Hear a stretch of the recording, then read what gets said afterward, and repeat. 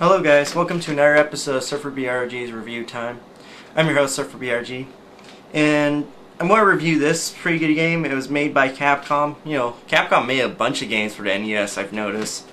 So, I'm going to review one of their popular, I believe it was Arcade Hit 2. It's also a pretty fun game. Talk about Codename Viper. It's pretty much some action shooting game, shooting side-scroller, but let's just pop this game in and give it a try.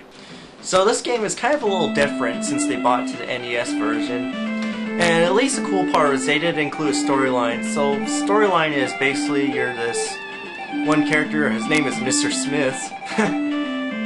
Creative name, but hey.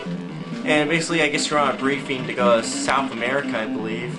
And I guess the mission starts pretty much, and basically all you're just doing is basically the game you're just shooting enemies and collecting weapons, like you do pick up a machine gun.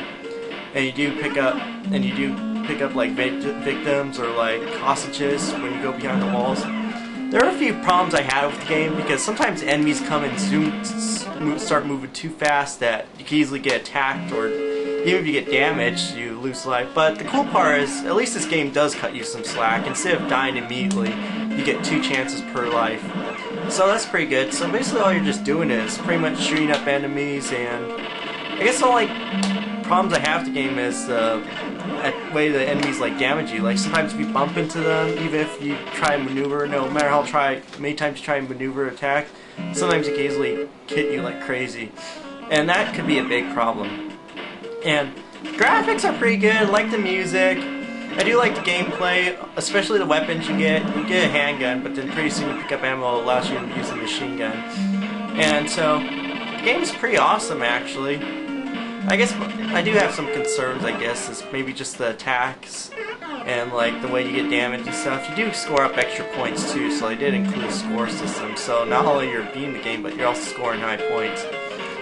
So this game's pretty good. I haven't seen too much problems with this game lately. It's pretty awesome. And I must say, it's a pretty good game.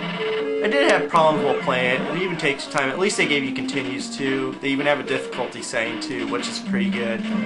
So overall, I think this game's pretty good.